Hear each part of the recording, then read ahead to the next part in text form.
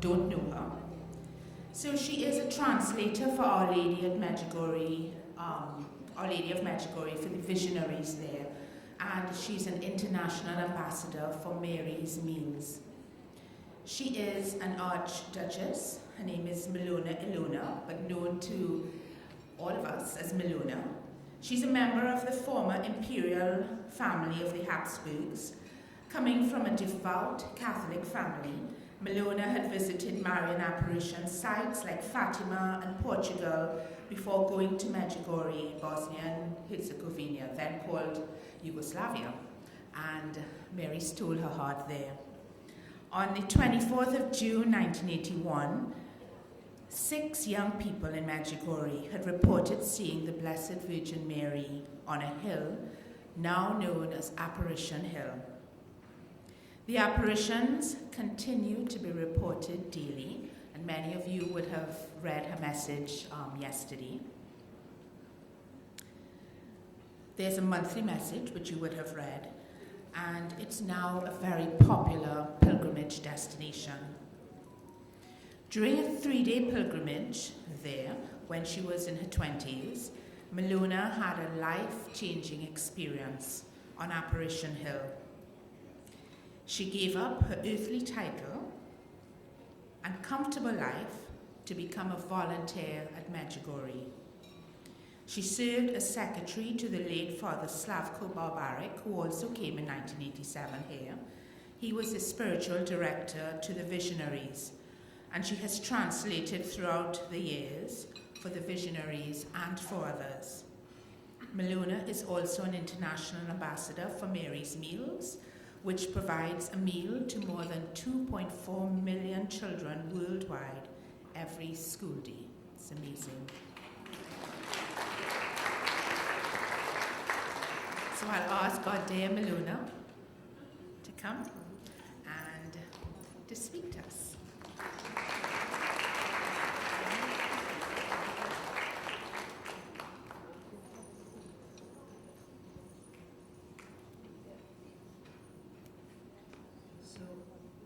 Can you hear my voice? Is that clear also in the back? Because I know my voice doesn't do it. Is that a yes or a no? A yes. Okay, great. Brilliant. Wonderful. Okay, so we stay with this microphone.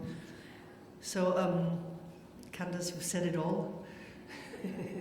So the thing is, the family that I come from, the Habsburg, are very much involved in the story of Medjugorje insofar as the First World War began in Yugoslavia in 1914, or through Yugoslavia, because one of my uncles was shot there, and that made my great-great-grandfather declare the war on the Serbian people who have had shot his nephew, and so all the nationalisms exploded.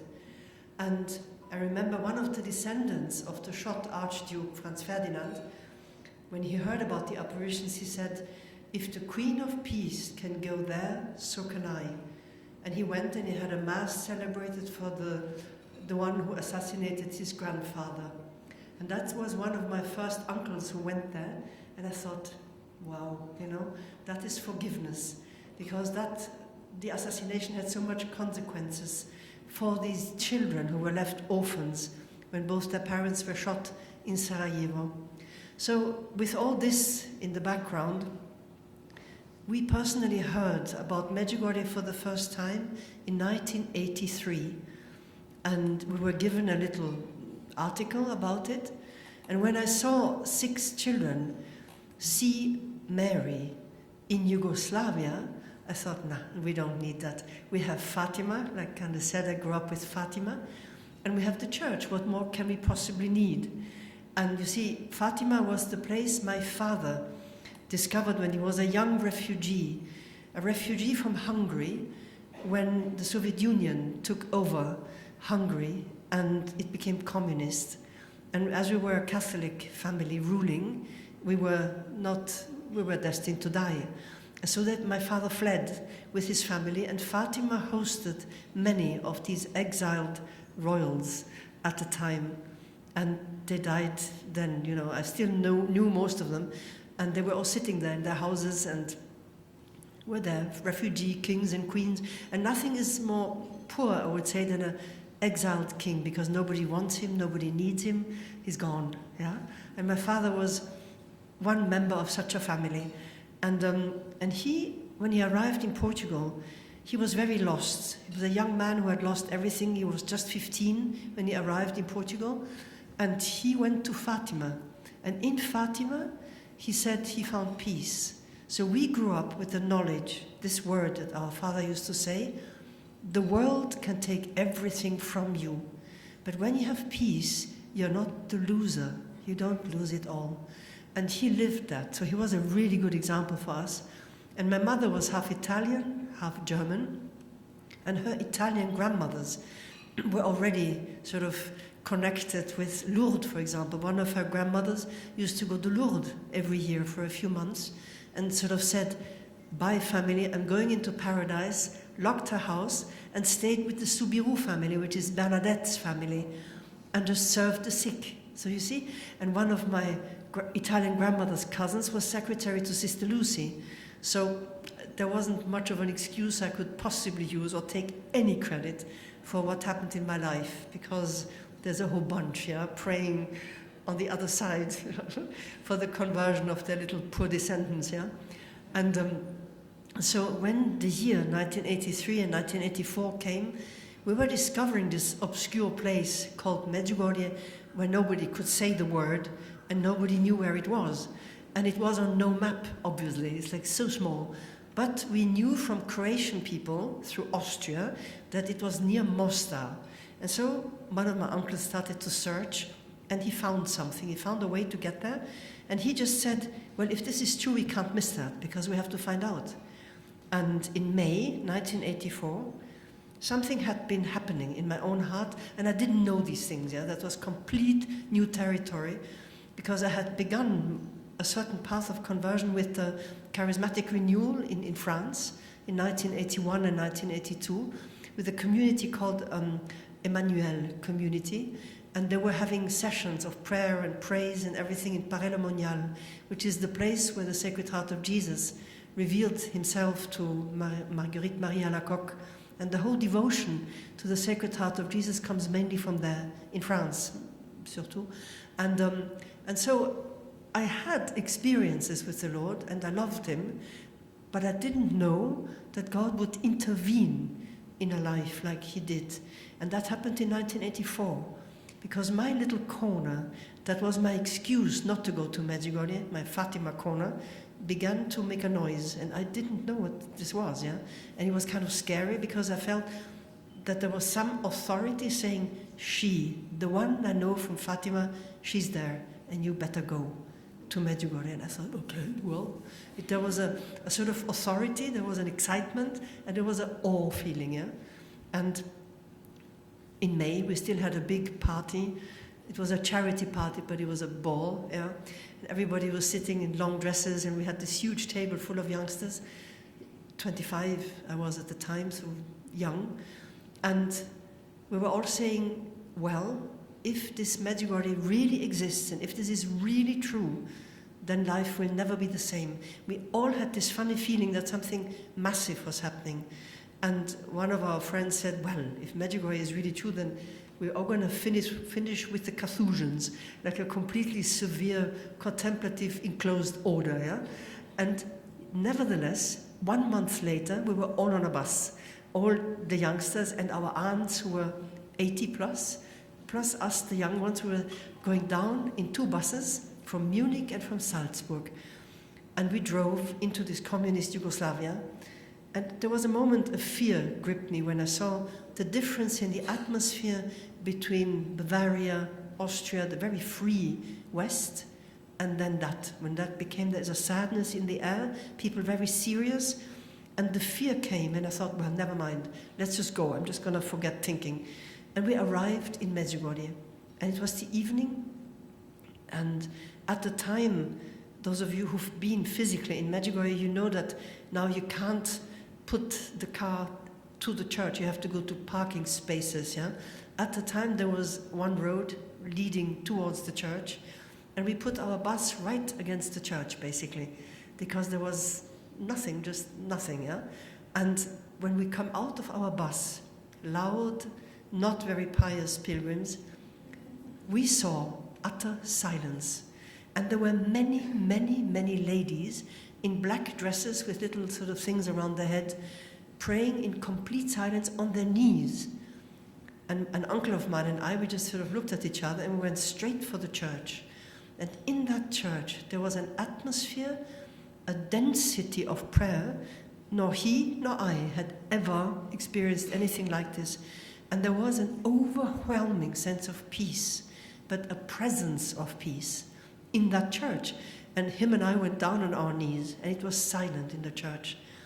And at the end of the silence came children out of a little door next to the altar.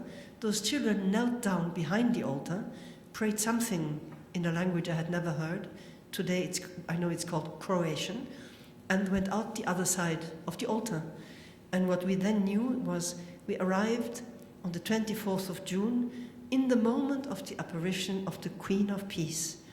And the 5 visionaries were the ones who came out of that door after the apparition. And they say the encounter. They call it an encounter. And at the time, the encounter was happening every day next to the altar in that tiny little chapel. And many pilgrims were hanging on the window of that chapel every day during the rosary to be just across the wall close, to the moment when the visionaries were young. They were little still, between 10 and 16 at the time, and when they were having their meeting.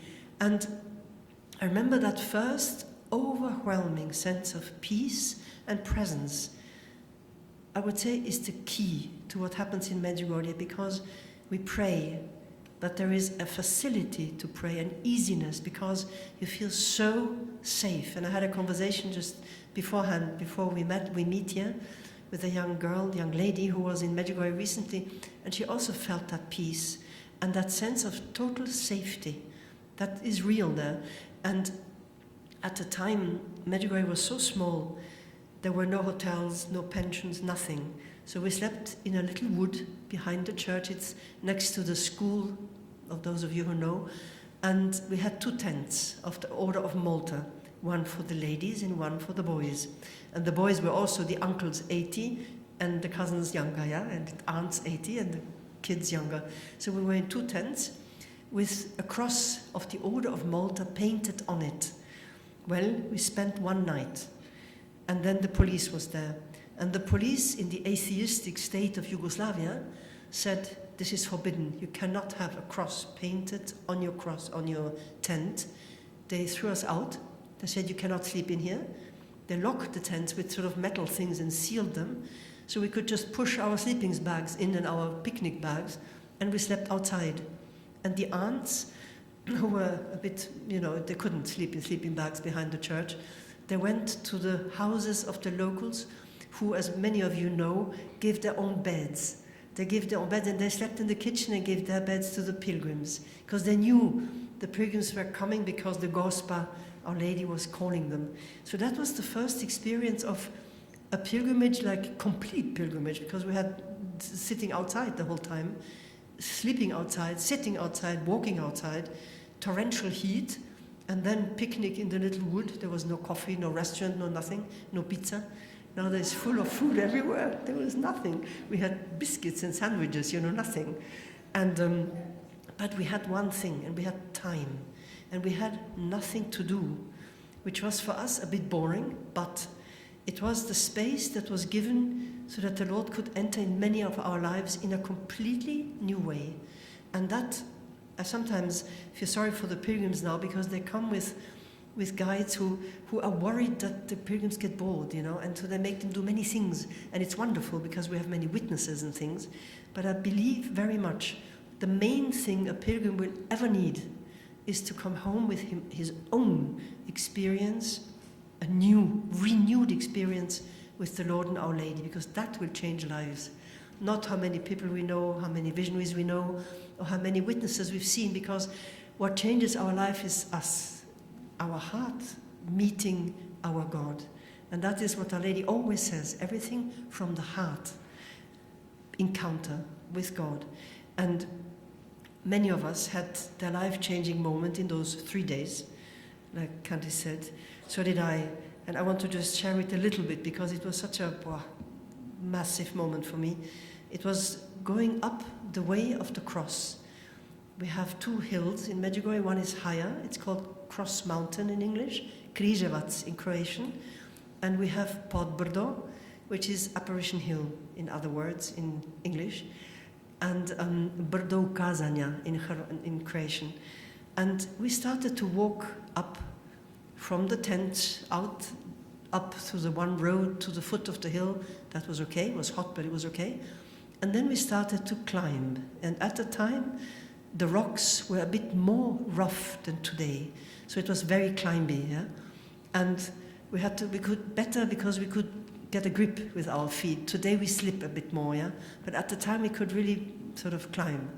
And when we started, personally, I felt an enormous weight coming down on me, which made it very heavy to make a step, really heavy. And I was fit at the time, you know, I was young, I was skiing, I was sporty, not like today. And therefore, I was used to, you know, moving and stuff, but I couldn't. I was really crawling like this thing, I'm really finding it heavy. And between the 5th and the 6th station, I sat. I couldn't do a single step anymore. And I sat down. And I sat on a rock. There's nothing else on that hill, it's rocks and shrubs. And I looked down on the little village and the small church and the vineyards and the tobacco field, and there was this silence. And in that moment, something came around me, and that was a presence, like a mantle, and it was a complete stillness that came around me. And I was surrounded by total stillness, and it was somebody who was standing behind me and looking into me, and I saw my whole life like cards in front of me, and all the different situations where I had a feeling like this, embarrassing moments, not very good moments, wrong judgment moment of my part. But what was so extraordinary was that gaze that was resting on me was a gaze where I felt utterly, completely safe. I was exposed like never before. Never had anybody seen me ever like that, but never had I been not judged like that. And it was extraordinary to be just seen, not shamed, not mocked, not criticized, not ridiculed, totally, completely accepted in my wrongness, in my sinfulness. And it wasn't bad, it was good to be seen, because it's a relief when somebody who has a promise of a way out actually sees it. Because it's heavy when nobody sees it, and we carry it hidden, you know, all our little things, yeah? And in that moment, they were all there. And I really had never experienced this ever, to be seen like that. And so wonderfully seen, especially.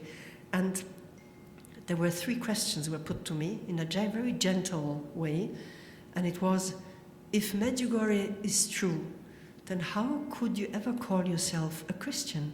And I was a practicing Catholic then.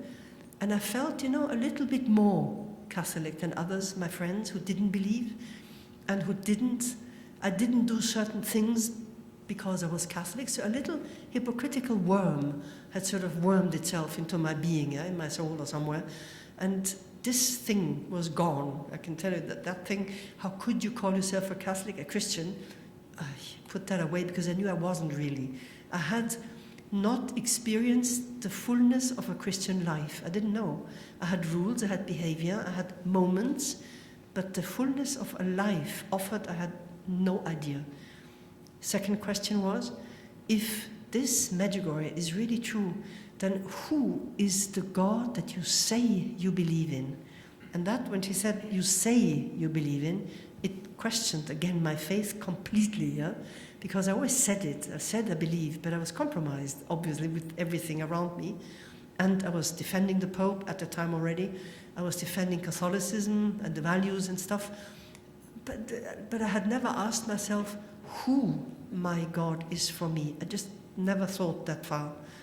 And in that moment happened the thing that changed everything completely. And it was the air around me became alive and became life.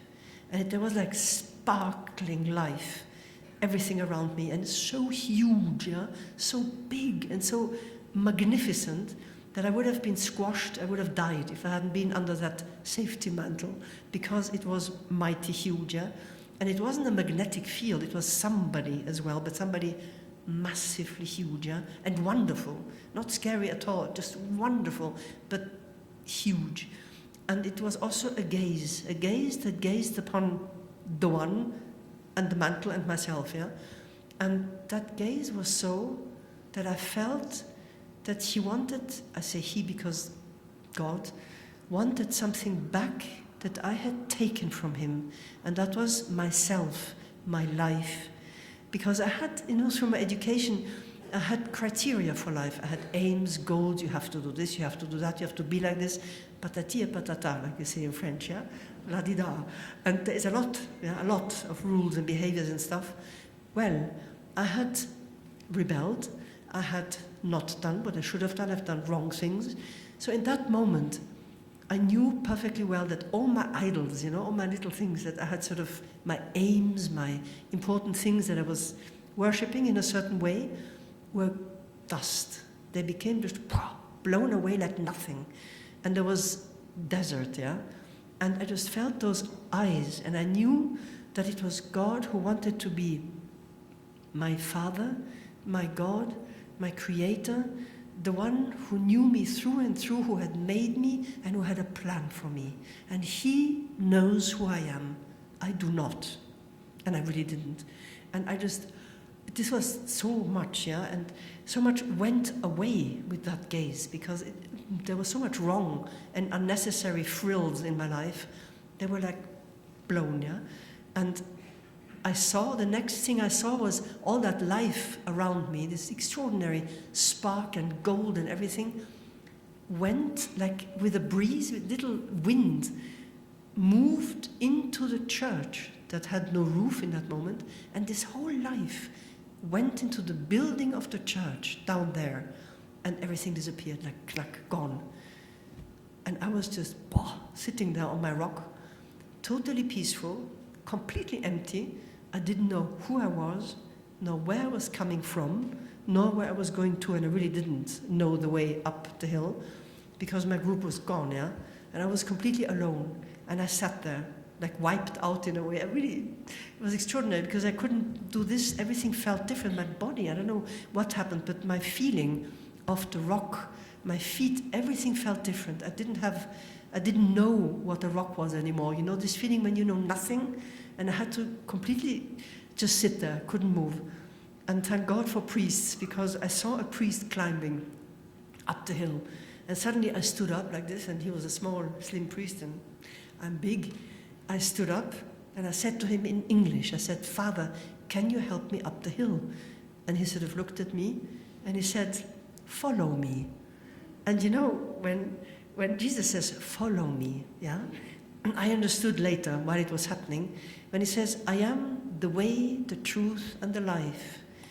It's true, we do not know the way, nor the life, nor the truth. So we need every step of Jesus. Well, in that moment, me, 25-year-old, speaking languages, having traveled around the world and worked, was autonomous and I thought very independent and very, well, I was utterly, completely dependent on every footstep of an unknown priest.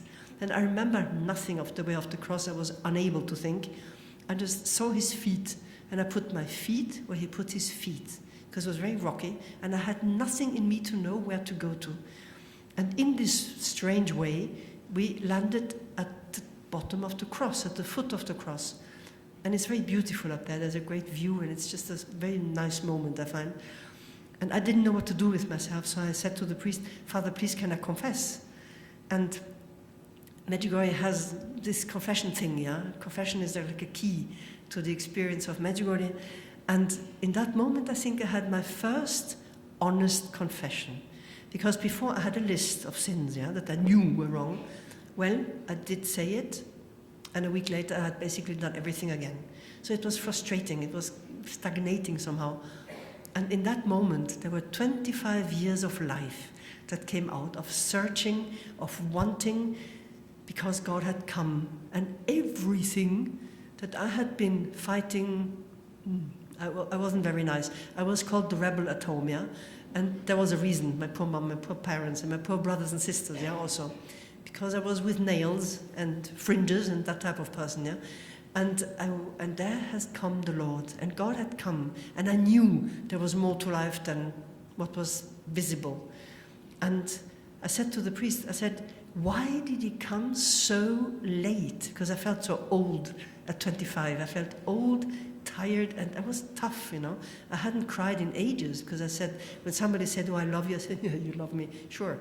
Yeah, you love a hamburger, you love me, love is great. I don't believe a thing. I was tough, tired or something. Didn't trust very much, the human race. Guilty of that for sure at that time.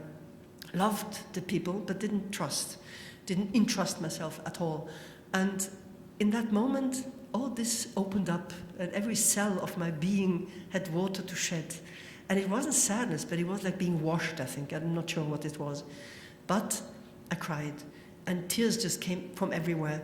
And it was tears of relief, of pain, because finally, the answer to everything had come. But there had been, I thought, so many things could have been so different. But the Lord obviously didn't think so, because he would have come before. Huh? So maybe I had to suffer well and be really not very nice in order to convert and find a good reason to convert. And there was like no discussion about that. There was only conversion needed and necessary. Change of life, direction. And the priest, who was shorter than me, he sort of consoled me, tapped me on the shoulder, and just sort of said, go, give your heart and give your life to God. And then he went his way. And he gave me absolution, thank God, and left. Yeah. And my group was gone long, so I was alone up on that hill, and I flew down the way of the cross. I found all the way down without thinking. I was just so different inside. My heart had changed, you know. My heart was like out here. It was just a feeling of such a freedom, such a relief, and such a breathing fresh air, yeah? And the rest, I don't remember much of the pilgrimage at all. I just remember that that evening, to put myself back into reality very quickly, because I went down to the church, to the evening program, and there were many Italians. And I have an Italian grandmother, so I love Italians, yeah, and I'm related to loads. And I'm probably quite Italian myself in some ways that I don't like to admit, maybe. And that evening they got on my nerves, I'm honest, yeah, because I have a bad character, really, truly, and I got irritated because they were loud and one lady grabbed me like with huge, you know, strength, and she said, "Guarda, look at the sun." And I thought, "No, leave me alone." I was immediately spikes, yeah, but simply it's the truth. And then I looked at the sun, and I was humiliated instantly because I could look into the sun, which I can't. And we all saw that together with the Italian lady, and a whole bunch of us saw the sun pulsating, and we could look, there was like a grey veil or something over it, and it came closer and went. And we were like, oh, gosh. And it wasn't like a feeling of, oh my goodness, you know, like that. But there was a peace, I don't know, something that calmed me, because my heart was a bit raw because of what had happened on the hill. And that gave a peace, that kind of like a wink that said, don't worry, what happened on the hill is true. Just don't lose it, don't forget it. Because, you know, I could have, and I would have wanted to forget it sometimes, because the consequences were complete and also sometimes tough, because the others didn't live what we had lived, and they thought we were not very good in our heads anymore when we came back and started to pray. Yeah? So after these days, and we saw the cross also do something really beautiful, the cross became very, very white, and it looked as if it was turning like this, rotating, because you could see the arms and then not. And it became like an obelisk with a golden something under, like a ball underneath. And the feeling was that the glory of the glorious cross of Jesus was transforming the whole world. And we all saw it again. I wasn't alone, with all my group at that moment, early in the morning. And it was really beautiful. And we all saw it, and we were all sort of silent. What can you say? And after those 3 days, we were sitting in our bus. I just remember the nostalgia, and I know this feeling of back, I want to go back, you know, that feeling, I had it big time, yeah? My heart was like, hanging out of that bus. And I knew I was going to be back really soon because I had a painful longing for more. Yeah? And we went back to Munich, back to the Yugoslavia, Austria and everything, 1,000 kilometers. I remember nothing. I just remember we arrived in Munich. We were very natural by then because we had a pilgrimage without bathrooms and stuff, yeah? So I won't go into details, but it was very pilgrimy, yeah? And my mom came to collect me, and I remember her saying, "Alors, Milo, what is in Medjugorje? Tell me." And I said, "Oh, mommy, in Medjugorje there's nothing, but in the nothing is everything," because I was full with an experience that, what can you say? My goodness, no words, no? And in Medjugorje was nothing, well, except everything. And so we went home. Mom disappeared. And in the kitchen was my father with my 6 younger brothers and sisters, 4 brothers and 2 sisters. They were all there waiting because they had sent me out to see whether Medjugorje was true or not, to see what I look like when I come back. Yeah? And I put my face into the kitchen and they started to laugh. I thought, And they said, "Also, what is in Medjugorje?" in German. "Also, was ist in Medjugorje?" What is? I said, "Well, Medjugorje, the sun turns." The sun turns, yeah, right. And I said, "Well, and the cross turns as well." So I said, I couldn't say much. Rosary, Mass, confession wasn't very exciting, yeah? So I tried to say something, but it didn't work. They laughed at me. And I, with my very wonderful character, said, "Right, the gospel says, don't throw your pearls before my beloved piglets, and I'm not going to do that because I don't want to be laughed at." My pride was right back. And I started to do what she said, which was what? Go to Mass every day, go to confession once a month at least, read the Bible. I was eating the Bible. I couldn't get enough of the Word of God because I felt it feeding me really. I tried to fast miserably. Then on biscuits, on everything, with butter and everything. When the day passed, it got more, because it was like, I was not motivated. And then I tried, everything that she said to do. And then, slowly but surely, my whole family came. And years later, like we're also proud, my brothers are big, they're very tall, my brothers. They're younger, but they're big. One of my brothers, a really warm, big bear, and he told me, "Well, I wasn't sure whether Medjugorje was true or not, but when you came and I saw your face, I went, oh, it is true." My poor brother. They were shocked at my change. It's not a compliment for me, because I felt a bit happier. I was less grumpy maybe, but they were shocked at my change. And my mother said she thought I was going to die, because she said my eyes had changed, and she, as a mother, like moms know, she felt somebody had taken me and put me on new rails. I had no idea. I was just zapped, and the others saw what I didn't see.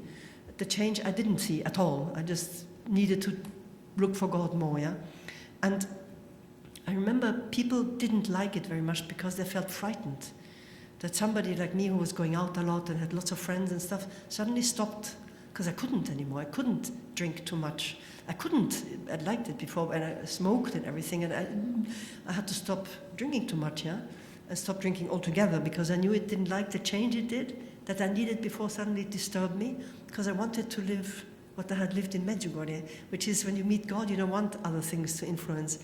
And so I started to change lifestyle because I couldn't do what I did before. And I went to Mass every day, and people came to see me and said, "But are you sure? Why are you doing only that now?" I said, "Look, I can't change this. I need to get to know that God more, I was 25. When you find something you believe in, you want to have it at that age, because you have nothing to lose. You're free, to make every choice. And so a completely different way of life began, and I was plucked apart like an onion, layer by layer by layer. And after 1 year, I went every month to Medjugorje, every month, by car with a cousin and things. And after 1 year, I began working there. And I began to know the visionaries and Father Slavko, who I was very afraid of. Like you also told me, he had a little severe side to him, no? And I was afraid. I had a huge respect from him, because he said things that would, boom, put you on the spot like that, lovingly, but clearly. And so I was respectful, and he said, "So, you're coming to work for us?" I said, "Well, I don't know." And he said, "We have no place." I said, "Wonderful. I go back to Munich, brilliant." So, because an aunt of mine had said, "You have to go and help them because you know languages." I said, "Nah, I like Munich, living in a village in Yugoslavia, communist." I prefer going to paradise once a month and back home where it was wonderful. And, well, when you say yes, and the Lord does mean it, I had to say yes step by step. And the day came when there was a space where I could sit and work. And Father Slavko said, so you're coming after the anniversary? I said, okay. Full of, but yes, I said, okay. And I went from Munich and I didn't want to leave. I remember the moment I was ironing my brother's shirts. I thought, I cannot leave my brothers. I have to iron their shirts, you know, like that. Poor little brothers who didn't need me at all, yeah. But it was just, I couldn't leave the poor baby boys alone. And well, my cousin came and she said, you're going. She plucked out the iron, and took my shirt and we went, yeah. So we went. And after 3 days of anniversary celebration, she left. And I stood in front of the church, and when I saw her car leave, you know, those backlights, I was completely alone in a country, suddenly. I didn't know Medjugorje anymore. I didn't know Father Slavko very well at all. And I was, like I said, a bit scared of him. And I didn't know Croatian at all. I understood bits and bobs, but nothing, yeah? And I stood there with my little bag, and I felt lonely and alone like never before. So I took my courage and went with my little bag and knocked at the parish house. I said, hi, here I am. And Father Slavko opened, and he told me to go into this room, first room on the right. And I saw a shelf, 2 desks, and a bed, and a couch. And he said, sit. I said, okay, I sat.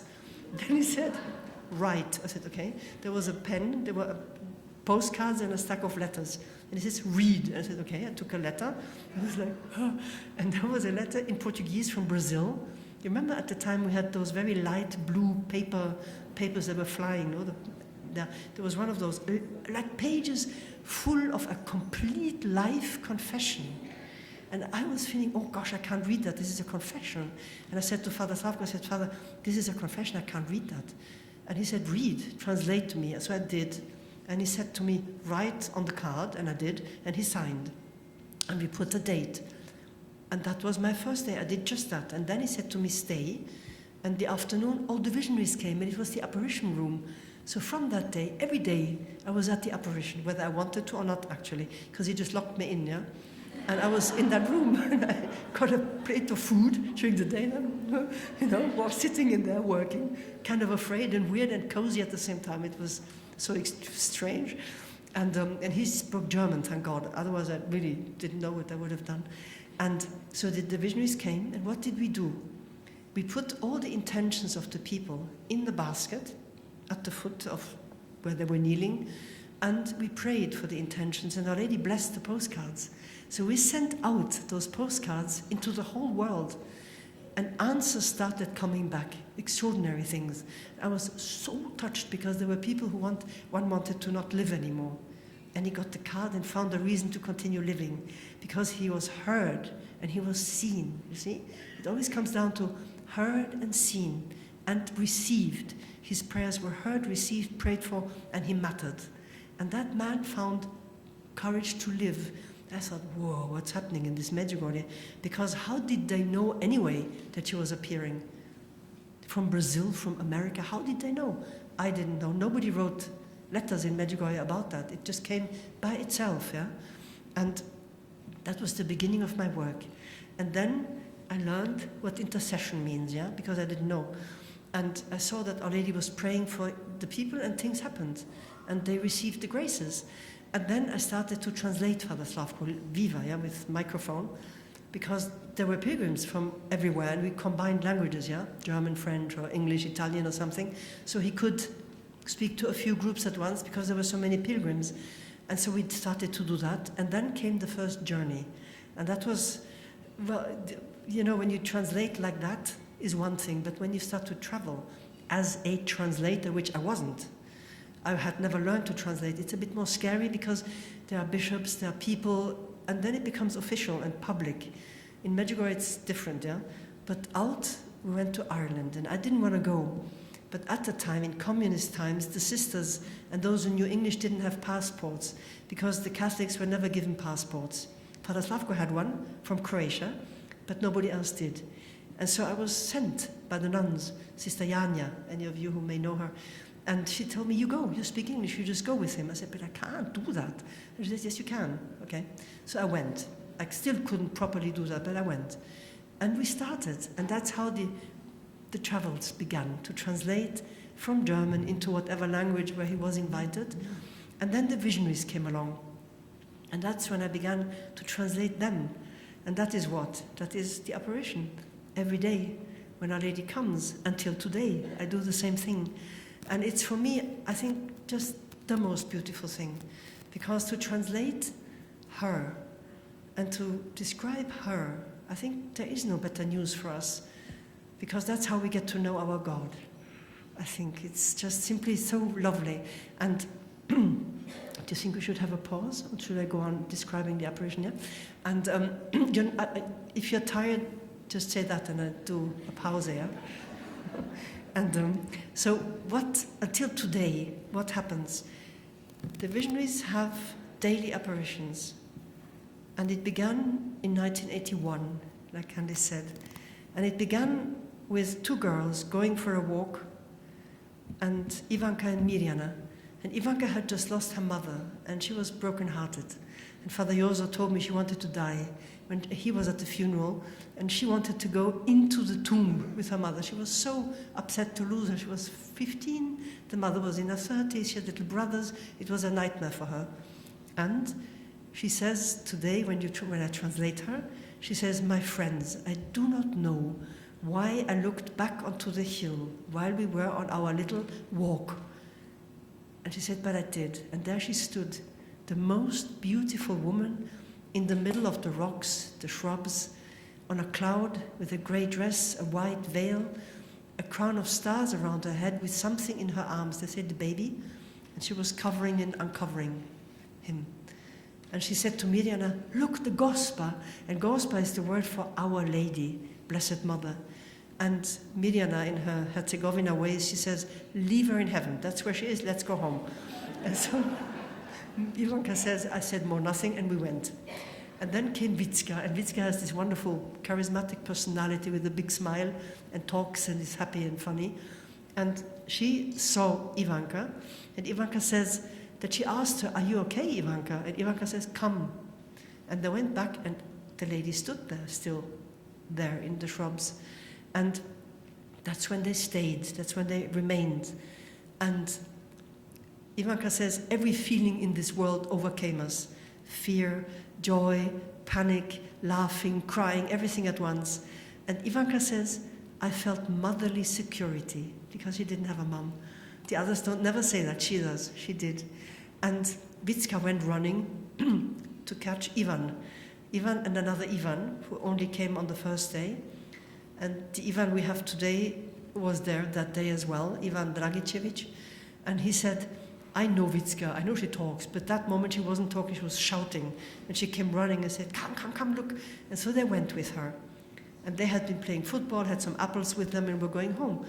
And he said, when he saw this woman, it so shocked him and so impressed him, because they did not know apparitions were possible. They had never heard of it. No Fatima, no Lourdes, no Guadalupe, nothing. Because in a communist country, there is no literature. You don't get the info, because there was nothing.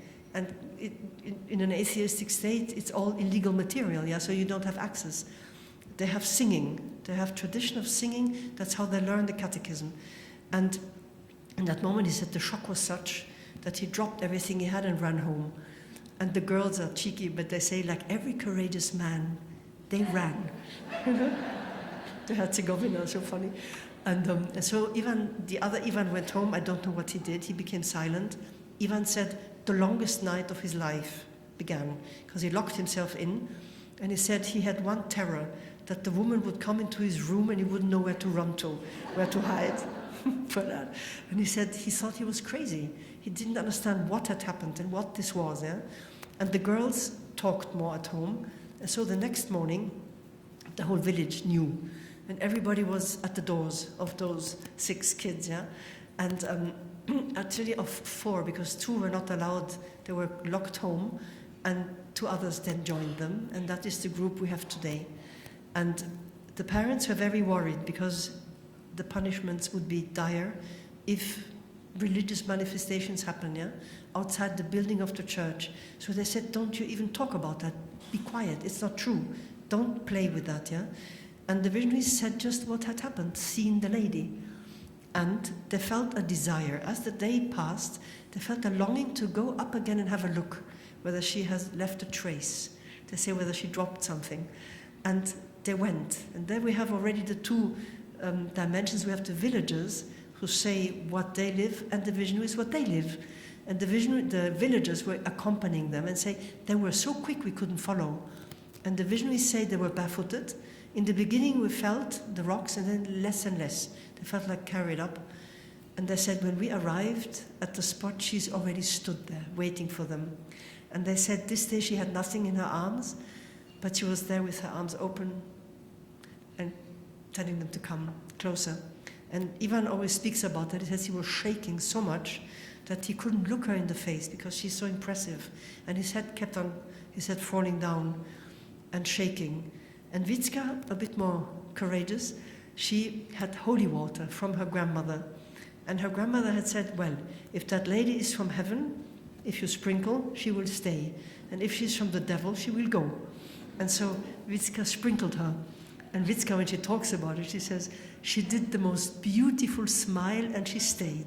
And she saw like the water, going down, and Our Lady stayed. And that was the first time that the communication with her happened, and pilgrims were on the hill. It is her feast day. 25th of June is the anniversary that we celebrate always. We celebrate the 24th and the 25th. But 25th is her day, because the 24th is St. John the Baptist, and that's his day. And then they began asking who she was. And the first words that she gave in answer to that was, I am the Blessed Virgin Mary, the Queen of Peace. My Son sends me because the world is in danger of destroying itself. Humanity has lost the path of peace. I have come to help. And the second words that came from her were on the way down from Apparition Hill, Maria. Another girl had a surprise meeting with her, where she stood before a dark cross, and this time crying. And she said, peace, peace, peace, only peace. Peace must reign between God and man and among men. My children, only through praying and fasting can you avert wars and change natural laws. Therefore, my children, pray, pray, pray. So those were the first words that came from her, and that kind of in a nutshell tell us what it's all about. And since that day, 1981, every single day she continues to appear until today. Like Candy said, we had the message yesterday, and we were together when it came in, and we translated it in the car, first on the beach and then in the rainforest, together with the team in Medjugorje, and then it went out into the world. So it's as close as it is, yeah? And so normal and not normal in a way, but yet normal by now. And so when that began, Our Lady started schooling the children, like teaching them about praying with the heart. Everything always from the heart.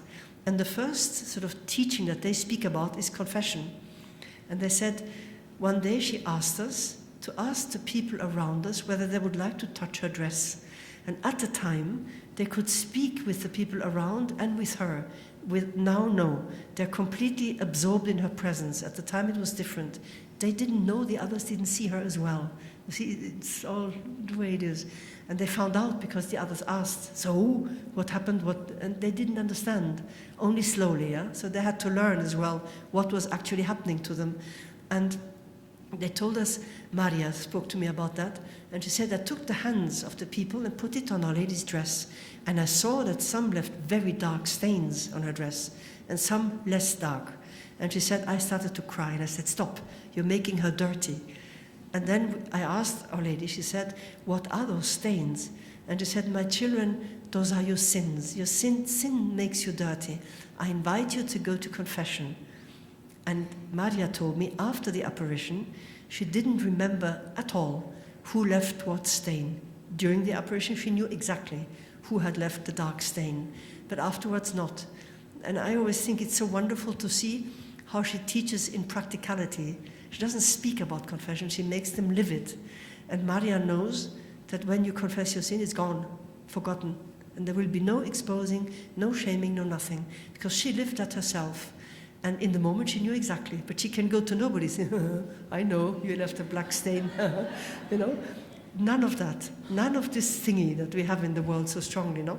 Our Lady not, very discreet, very personal, and protecting our hearts very deeply, full of respect. That I find so, I didn't know all that until I came to Medjugorje. I didn't know that she respects us, our freedom. She bows before our freedom. And God gave us freedom, and in our freedom we choose to respond. And she also tells us, your freedom is the gift and it's your weakness, because you don't choose right, yeah? So we're learning and growing and learning, and it's constant, never stops.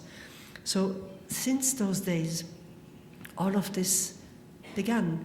And when I was in 1985, we began traveling in 1986, and 7, the visionaries came along, and translating to beauty, because now you see they have more vocabulary than they had at the time, and they know how to speak about it better. So today, when they speak about the apparition, Ivan is the one who gives me the most details. He tells me like this: when we prepare for the apparition with the rosary, while we pray, I feel her presence coming closer and closer. And then I know it's the moment that she will come. And they pray for her to come, actually. It's not like a trainer that you miss or don't. They pray for her to come, so it's not automatic in a way. I don't understand how it works, but that's how they say. And during the prayer, he feels her coming, and then he goes and kneels down and begins to pray for her to come. And that's Our Father, Hail Mary, Glory be, repeating until she comes. Sometimes a few times. Sometimes he will stop in the first Our Father, depending. And what we see is that he opens his arms like this and smiles and starts to talk. In the beginning, he was serious and shy, and now he's like this, yeah? So there's a real growth in intimacy, in trust, in complete openness. It's a delight to watch that, how he just completely opens up, and it's beautiful. And he says, before she comes, I see a light, like not flash, but come 3 times. A warm light, he says, that we don't know here on earth. And he says, and that, he calls it the light of paradise. And then she comes. And he says she comes out of heaven. And that's what she brings. She brings the whole of heaven with her, the atmosphere, the reality of paradise. He says, so much warmth, so much goodness, only goodwill, only wanting the very, very best for her children. And he says, no anger, no impatience, never scolding, always encouraging. He says, endless patience. And he told me once he finds me and us, my friends, aggressive in comparison to Our Lady. It's the reality. And then he says, she talks. Normally she comes and she greets us all with, he says, her motherly greeting, which is always, praise be Jesus, my dear children. That's what she says every day to him. And then she extends her hands and she prays over us. And he says, and then he sees her eyes. They're blue. They see them blue. And they say she has pink cheeks, blue eyes, pink lips, and the most beautiful gentleness and tenderness and joy and everything that comes out of her. And he says her gaze rests on every single one of her children. He says she knows her children through and through and through. And recently he told us, when I see how she looks at us, I see how deeply she looks into our hearts, how she knows everything in our hearts and how she feels everything that we feel. So don't ever think that you're not known, that you're not heard, and that prayers go into oblivion. They don't. They go into a mother's heart deeply. And he says she makes our intentions hers. Yeah, that's how she is with us, so close. And every feeling, everything we have is really important to her. It matters how we feel and what we feel. And she is happy when we trust her and when we can confide in her. And Ivan says her gaze goes from the left to the right, to the right, to the left, and rests on every single one of her children. And then she turns to the church, and the same happens with everybody around the church. So, let alone when we pray, like when we pray the rosary, she's with us. Because she told us, you say my name, I am with you in prayer, We said her name many times. So she's fully with us in prayer when we say Hail Mary, yeah? Because she's there. And that's not, and in the apparition she shows us what she does all the time. Interceding for us, praying with us, blessing us and helping us to come closer to her heart. And there is Jesus, yeah? The fullness of him, because she's the one who knows him best. And she's the one, and he sends her, so we get to know him through her. That's when he can have all the place, slowly but surely, in our hearts. And she teaches us and helps us to come closer to him. So we must never be worried that she would distract us from him or be a detour, you know. She's the straightest way to him, because he made her so that he could become a baby in her arms. Yeah, and that's, my goodness, closer you can't be than what he was, yeah. And so they're very close, forever, yeah. And so then she is, and she sometimes gives a message on a daily level for the people who are there. And Ivan says every day he has a very short conversation, a dialogue, he says, between her and him and her. So they answer and talk, and that stays between them. And then she continues to pray very often, every day. She prays for the sick, very much for the priests, very, very much, and for the Pope, for the bishops. And then she goes away in the sign of the light and of the cross. Nobody knows why. It's just is like that. We've asked and no answer. And then she goes again. And Ivan says, when he is with her, he enters into heaven. And he sometimes can see from far away paradise. And he says the joy that is there, and the beauty. He sees people, he sees how happy they are, and he sees a type of nature that he cannot describe. He says it's beyond imagination, the beauty that is waiting for us, where we come from, where we're going to. And he says here's a time of choice, a time of grace, a time of choice. And we choose that we want to go there, all of us. I can't imagine not going there or going anywhere else. I want to go there, yeah, with her. And she says, I wait for you in heaven when you come to me with the gift of holiness. Without holiness, we will, spend a bit of time in the in-between thing, in the purgatory. But we can choose paradise as much as we can every day, yeah, to get as close as possible. And she says, holiness is bitter. She says, it's a bitter path, but every call of God is so sweet that we follow willingly, yeah? Willingly can be learned. Because some people have more lead in their feet like me. I always, oh no, and then yes, okay? I'm more of that sort, but so that they know, they're patient all the same, yeah? And they put up with us, which is so nice. And then Ivan says, I will never have enough words to describe the beauty of the encounter, even less the beauty of Our Lady herself. And he says especially what he finds frustrating, I think, he cannot describe to us the nature of the love that she loves, that the mother loves us with. Yeah, that's how he says in Croatian. Because he says there is an intensity of love. He says sometimes he sees tears of joy in her eyes when she looks at her children. And then like a movement in her that she wants to squeeze us, hold us tight against her heart. So we're not loved like a cloud, we're loved intensely, yeah? An intense love of God that she gives us because she's full of him. But she's not God, she's one of us. And then they have lots of different experiences every day. One day, I just want to share that because they never get used to it. It's every day, they live from apparition to apparition. And Father Jesse the other day told us the big saints live from Mass to Mass. I think he said that in the thing of the glory, no? The Eucharistic glory, this one of our lessons.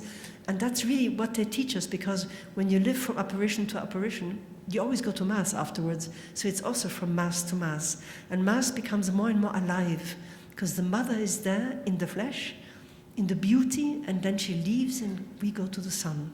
And we stay with him. And she, from the beginning, she always said, if you have the choice of coming to me, to the apparition or to Mass, always choose Mass. Because that is the holiest, most important moment of your day. This is my living Son coming to you, who is giving himself to you personally. And that's the moment for you. Mass is a gift. So she teaches us the marvels of God in her life, which is for us. Everything's for us. And she said to us many times, she says, I want nothing for myself. I do everything out of a great love of God and love of you, my children. I have consecrated myself to you, and I feel with you in every temptation, in every joy, in every sadness. Give it to me. Give me everything. What's beautiful, what's difficult, what's painful, give it to me. Because that's how she can mold our hearts to become free to meet her Son. And that's what we do in Medjugorje before the Rosary every day. Before the Mass, during the Rosary. We can also go to confession there during the Rosary. And then after Mass we stay. She said, stay with Jesus, don't run out. Stay with Jesus and let him do his job in that sense, you know. We pray for healing, then we have adoration or another Rosary. And it's very lively every day. And she would love parishes to imitate that, to do the same way, to celebrate the liturgy every day, and to have confession available. So she says things will change. Parishes will become alive. And we will do the good, you know.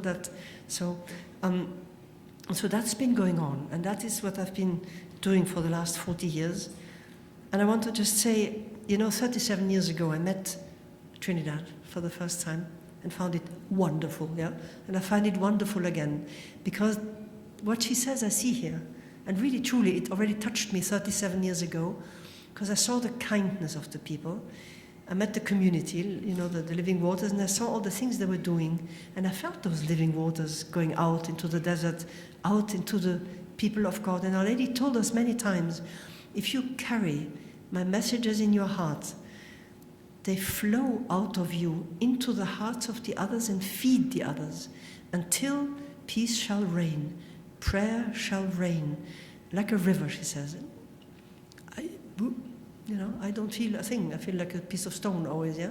But I guess I don't know how this works, but I guess it's the Holy Spirit, you can say more about that, I have no idea. She just says that, yeah? So and here I touch it in Trinidad, because I see the gentleness, the wonderful faith that people have here, and it's a faith that I feel is like good dough, It's been really worked, I think, through a lot of suffering. That's my feeling.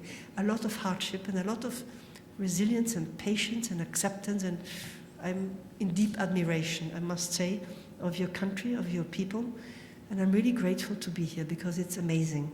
And 37 years later, I see the same things more, And I went to see the different ministries tomorrow. I meet the Center for Peace and all these wonderful faces. We've been like journeying on the same journey since many years, no? And it's such a joy to be able to share these moments and share the blessings, like we say. For me, it's 40 years, and here it's 50. And I find it wonderful to be full of beautiful ladies, very pretty, with one courageous gentleman in the middle, and and a few others sort of, but on the periphery, and it's wonderful. Yeah, like Candice said, like the daughters. Yes, we are her daughters. And actually, the visionaries, when you look at them, they always make themselves beautiful for the apparition. Oh yeah, I can tell you one little thing.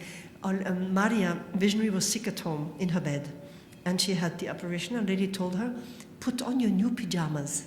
You will receive an important guest very soon. Lo and behold, Father Slavko came along with the Eucharist, with Jesus, and Maria was already in her new pajamas. So you see?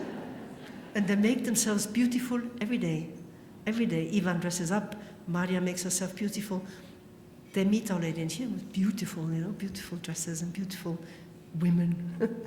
Really pretty and lovely. So it's a joy to be together and to share the blessings, and thank you.